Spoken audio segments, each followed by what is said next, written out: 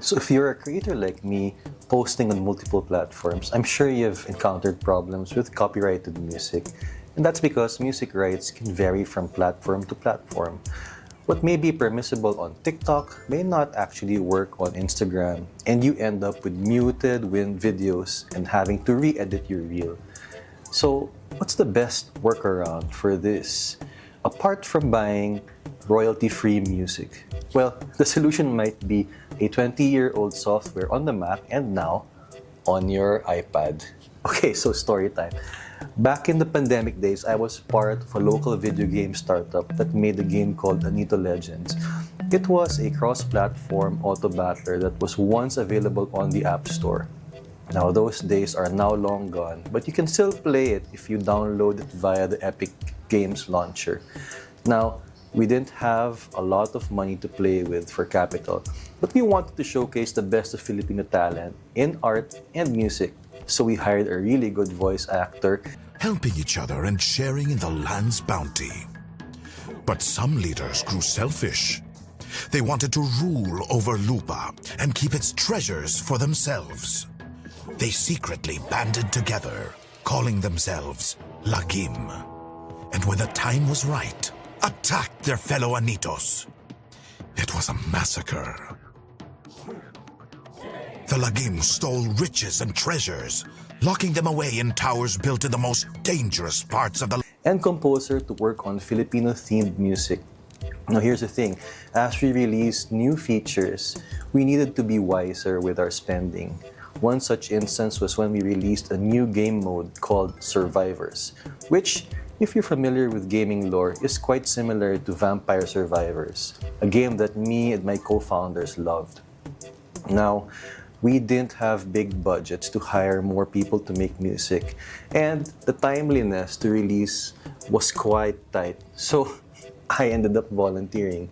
I remember using GarageBand several years ago on my Mac to create background music using sound packs, no? And lo and behold, in 2022, I never knew that there would be such a huge ecosystem of free-to-download packs which you could integrate into your music. So, I got to work. Survivors was a high-intensity game that progressively got harder and harder, and I wanted the background music to give off a bit of the 8-bit era vibe because of the graphic style, but also that feeling where you're constantly grinding for better gear. I spent roughly an afternoon creating this looping track, and I really want you to hear it as I play the game.